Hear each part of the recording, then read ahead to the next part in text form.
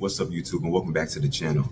I'm Zion, and today I want to speak on how there are so many misconceptions about real estate investing, especially having to do with passive income. Real estate is not as passive as you think, especially at the beginning. It comes with, or what comes with it is a lot of responsibility, a lot of mindset shifts that you have to become accustomed to in order to make sure you're the person that, as time goes on, you will be prepared for the passive income, and you are putting yourself in a position to have passive income. So we're going to discuss a lot of the myths having to do with passive income in real estate investing, the realities, the system that should be built, and ultimately, why is it worth investing in real estate, especially at this point in time with what's going on around the world, with what's going on in this country. Why is it so important still to invest in yourself first, but invest in real estate most importantly? So stay tuned, we'll get right into it. So most people have a distorted perspective when it comes to real estate investing due to social media. The vast majority of people, from what I can tell, have this sense that real estate investing is this passive endeavor at the beginning of the process, and newsflash, it's not. Real estate investing does not become passive until the correct systems are built. And also, when you think about terms like financial freedom and passive income, responsibility supersedes both of those things. So remember, systems and responsibility. You have to have the right people around you, and you have to be the person within to take on this responsibility of owning assets, owning real hard assets like real estate property. Remember, you're dealing with ownership, and ownership comes with pressure, and that's what leads you to building better systems. So let's dive right into it. First, we're going to dive into the myths of real estate investing. So the main myth that we're diving in when it comes to this video is real estate really passive? Where does this idea come from that real estate is passive, or that because you have real estate, it will lead to passive income in the near future? Remember that when we're dealing with real estate, we're talking about something in which is more long-term. It's, you've heard the term delayed gratification. This is what you have to take into account whenever you're dealing with something as big of a deal as owning properties. And passive income is the result of active responsibility. So when you see these people, because this is where the myths come from, right? You see these people on TV or on social media, they're claiming to be real estate investors, and you see the lifestyle they're living, you see the car that they drive, the yachts that they're on, the trips that they're taking. They're showing you the result of what was responsibility that they had to put up with, throughout that whole process. And now they're reaping the benefits of it. They're not showing you the operational reality of what they had to go through in order to get to that point where they're living lavish. So that's where these myths can come from. Whenever we see figures in the media who have put in the work behind the scenes, now they're flaunting, now they're flexing, now they're showing people what they've accomplished, which is fine. I mean, you accomplish certain things, you're proud of them, you want to show the world. But what we're trying to build, and what I'm trying to build, especially on this channel, is showing that process as well. Giving that information, but showing that process as well. So we should understand that we can take these big steps as long as we're willing to deal with huge levels of responsibility. And you shouldn't even really be believing a lot of these myths, because we have to be focused on, instead of being focused on what the outcome may be, that being riches and wealth and trips and yachts and things of that nature, let's be focused on the nuances of the process, right? Because the devil's in the details, right? So whenever you neglect the details, you don't even need to worry about what's down the line. You need to worry about what's right in front of you. So don't get so caught up in looking at somebody else's story or whatever and seeing it as reality. Like this is what it will lead to, especially in the beginning. Now, ultimately, when it comes to decisions that we make with investing, yes, we want it to lead to financial freedom and financial independence. But to just be so focused on that, you skip the necessary steps to become the person that deserves all of that in the end. Another myth when it comes to real estate investing is that real estate is hard. It's difficult. It takes too much. And I wouldn't really agree with that. I think most things that are worth anything are not really going to be easy, but you can do what you need to do. And what I had to do was constant studying almost every morning, waking up early, getting on biggerpockets.com and reading articles and taking notes and watching podcasts. These were the things I had to do to make the process easier for myself. And a couple months later, I had bought my first property. So sometimes it's not really about something being hard. Sometimes you're just unfamiliar. And if you're not willing to go through with the uncomfortability, the uncomfortable feeling of not knowing, right? If you're not able to do that, yes, everything will be hard outside of working a job, right? So it's not about real estate being hard. It's about you getting the correct understanding, getting clarity on what certain terms mean, what lenders will look for, what your insurance agent or whatever, different things I've talked about in my Level Up series, what people will look for. If you haven't checked that out, make sure you check that out. What people will look for so that you're familiar and you're not as overwhelmed by the terminology or the other aspects of real estate. So yes, the myth of passive income is not technically a myth, but the myth about it, or the false part about passive income when it comes to real estate, is that it's going to happen at the beginning. We have to make sure that we understand our numbers, we're understanding what goes into each aspect or each step of the real estate process for us to accomplish passive income down the line. And like I said, the part about real estate being too hard, that's really people being too lazy. So if you're not lazy, if you're willing to go through that process of reading, studying, and educating yourself, nothing will be hard. So now let's get into the realities. And this is where we'll get a little deeper. The realities of real estate investing. What should you consider? Now, like I said in my Level Up series that I made a few months back, obviously you have to understand, you have to consider your financial situation, right? You can't just, you don't want to just be reckless and throwing your money at a property and thinking that, hopefully everything goes well. It's like, that's not how it works. That's gambling. That's not investing. That's gambling. Gambling is, reckless. You're just crossing your fingers. Investing is being educated, being calculated. So what to consider, of course, your financial situation, but also for yourself within, you have to consider your emotional intelligence, right? And the reason I bring up emotional intelligence is because, like in the story I posted a couple of weeks ago about my crazy tenant, you have to be able to manage people. Like I personally have a property manager, but at my first property, I was living there and the people at the property knew I was the owner.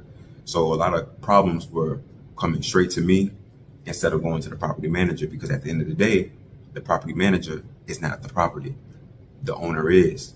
So you might as well, just go straight to the owner if he's right downstairs, he's right next door to you, right? So you have to consider your own emotional intelligence, how you're able to deal with people's different emotions, right? How can are you somebody that's patient? Are you somebody that's impatient?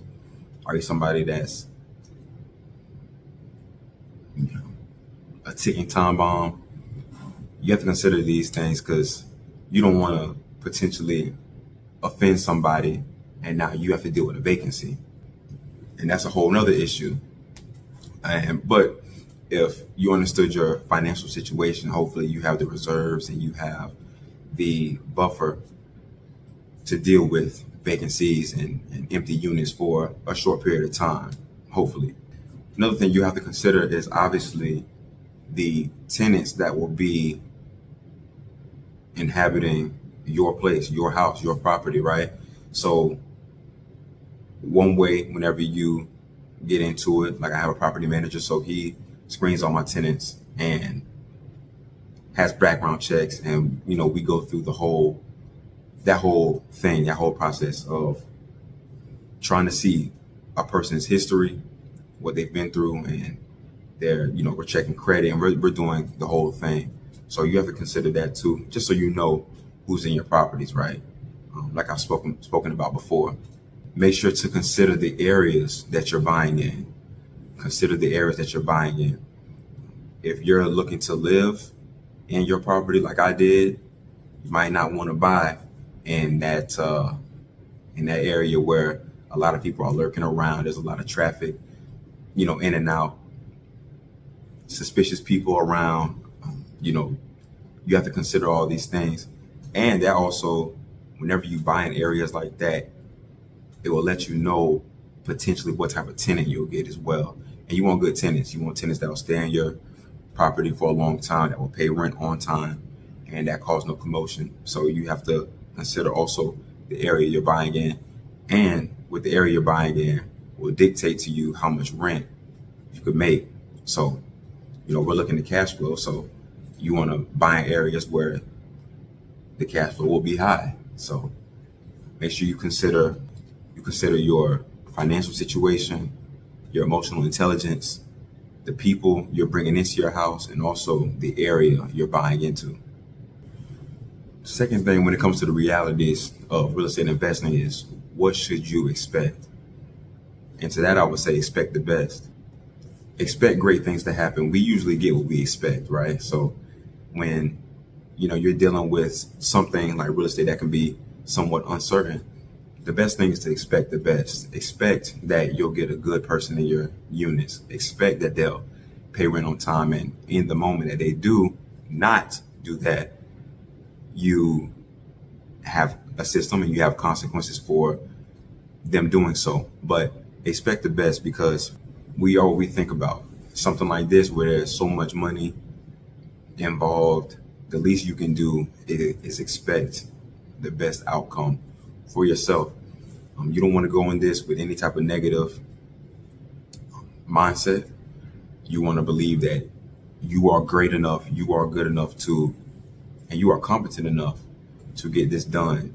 You are who you need to be in order for this to be a successful endeavor for yourself and for your future. And so how do you prepare? How do you prepare to invest in real estate? Well, you should definitely start with understanding a lot of the terminology, the different type of loans, the different types of people you will want on your team, leading into having a team on your real estate investing journey. I spoke about all of this in my Level Up series that you can check out. Many long form videos that I've done, or a number of long form videos that I've done, in the past few months, to where you realize the people you need around you, and they make the process a lot easier, a lot more palatable, because obviously you're dealing with experts in different areas. So you may have your little basic understanding, and the people around you will have more expertise in different areas that you will not. So with those things, your understanding paired with the team you have, the property manager, if you choose to go that route. Some people manage properties by themselves. The insurance agent and the handyman that you'll need whenever things break, the lender you'll use, the mortgage officer you'll use. All those people will make this job a lot easier for yourself, and you will go in being well prepared. Trust me, I know firsthand the people I had around me made everything just smooth. So we've talked about the myths, we talked about the realities. Now, I've also talked about the systems. So I guess the question now is, what are the systems that need to be put in place so that passive income will be the result in the future? At the end of the day, this is your money being put into these deals. When you start, there is no passive income. There's only responsible income, and it's about ownership. Ownership comes with leadership. Whenever you become a better leader and more responsible with your assets, passive income will follow. In my situation, my first property, I didn't cash flow at all. I did not cash flow at all. It wasn't until my second property where I began to cash flow. And now I can consider that as passive income, right? As long as the units are rented out, as long as we have people in the units and they're paying rent, which they have been up until this point, that's considered passive income, right? But I had to endure that first property for that first year and a half, and use my W-2 salary or my W-2 income to supplement my next investment property. So when I discuss systems that need to be built, I'm speaking of things you already have in place that no matter what happens, these things can almost run on autopilot. You already have the things set up to where you're protected.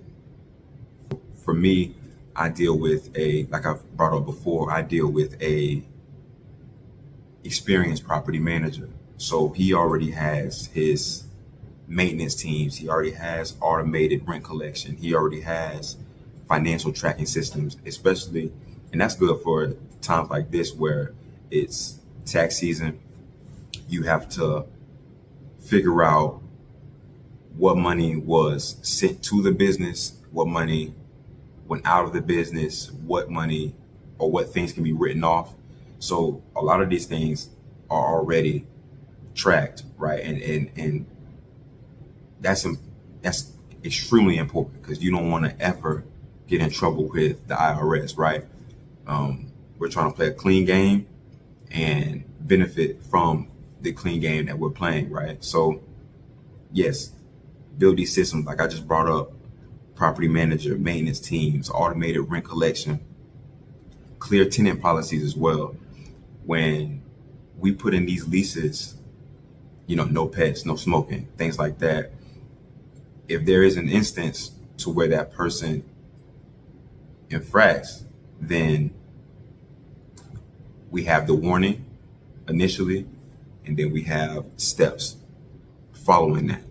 So it's doing all of this because in certain situations, you don't want to have to be there and have to drain so much energy dealing with something that could have just been automated, quote unquote, right? I mean, whether it's actually automated or a system that was already in place so that if somebody goes against this is the result, right? So it saves a lot of energy and a lot of money as well.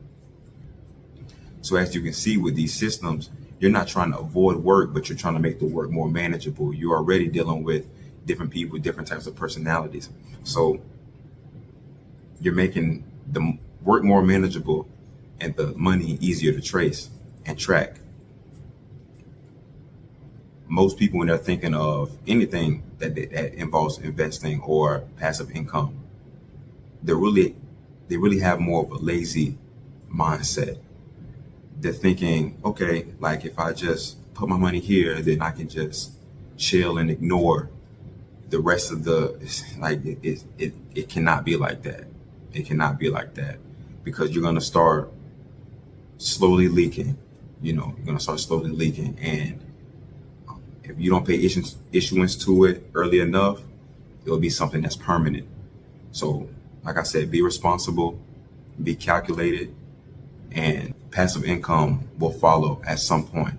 We have the myths, we have the realities, we have the system that you should put in place in order to make sure that this process is as easy as possible. It's not going to be easy, and I don't think you should really expect it to be easy, but we want to take the load off whenever we can and wherever we can. For the last part, we have to ask the question, well, is real estate investing even worth it? To that question, I would say absolutely. Absolutely, it's worth it. It's worth it to me because of the work, you have to put in, because of how attentive you have to be.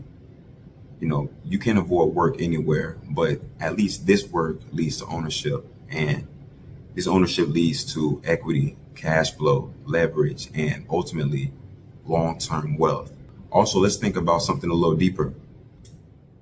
We have inflation protection, right? So, keeping it simple, as time goes on and the Federal Reserve continues to print more and more money, the dollar continues to lose more and more value. But the thing about it is, whenever you have a real asset like a multifamily property or whatever type of real estate you want to get into, these assets appreciate over time. So the dollar is losing value and the property is gaining value over time. Now, rents over time increase and the mortgage you pay is fixed. So you're paying the same mortgage month in, month out. Hopefully you would agree to a fixed mortgage. I've heard that some people don't get why, but hopefully you have a fixed mortgage. So with rents increasing, the dollar losing value, and your asset appreciating, you're actually in a way better position. You have a lot more leverage than the average person. So while most people will be complaining about the price of eggs and the price of milk going up, you're rejoicing because the inflation is actually helping your cash flow. So just in case you're confused, let me give you an example. Let's say we buy a property, $300,000. Our mortgage is, let's say, $1,600 a month. And when we first buy it, we bring in $2,000 of rent. So we're only cash flowing $400 a month, which is, it's a win. Not a lot of cash flow, but you'll take the win, right? Now, let's say in the next 5 to 10 years, because of the decrease in value of the dollar, everything goes up. Groceries, gas, everything in the economy, the prices go up. So now, like I said, rents rise over time. So let's say now you're renting, like your mortgage stays the same, right? Your mortgage is fixed. It's at $1,600 a month. You were at first making $2,000 a month on rent, but because everything has went up and your rents have went up over time, let's say you're bringing in $2,700 a month from rent. Now, instead of that $400 you were cash flowing when you first bought it, now you're cash flowing $700 more at $1,100 a month. So that's how inflation can actually work in your favor whenever you're an actual investor. So let's think about the population growth and how people migrate. There's different things, so many violent things going on in the world right now. You never know when these people, well, you already know people are going to migrate to the US, and where they'll migrate, a lot of people migrate to Florida, where I'm currently at, and different places in the US. So with that being said, there's a housing shortage because there's always going to be people flowing in from other countries or whatever the case may be. So as the housing demand grows, because people are moving, the demand stays high. So the rent demand also stays strong, and you can actually charge higher for rent as well. So with population growth and the constant state of migration of people all over the world, you're always going to be in a good position because people are always going to need somewhere to stay, and you can provide them with that place. So yes, those are all things to consider when investing in real estate. It's such an amazing vehicle, and it's been a great vehicle for me to add flexibility and different types of options in my life. I'm not saying every single person has to go out there and buy them a house and rent out the units in their house or rent out the rooms in their house. You don't have to, because really the first thing you should be investing in is yourself. That's the first thing to invest in. You know, you start with that and everything becomes possible. And that's what I had to do. That's what I had to do by reading and studying and changing my mind, renewing my mind. And that's where it starts. That's where it starts. So invest in yourself first. Then when you get to the point where you want to invest in assets, real estate is tried and true. We already understand the benefits, and I've discussed some of the benefits of real estate investing. Just consider it. It's strong, it's tested, it's approved, it's trusted. So just open your mind, keep your mind open. I hope that everything in this video provides you with everything you need to take that next step. Thank you for viewing. Remember to leave any comments, questions, concerns. I'm going to respond to every comment. So leave any questions, anything you need in the comments. I'll reply. Make sure to subscribe. Remember to win at all costs. And I'm out.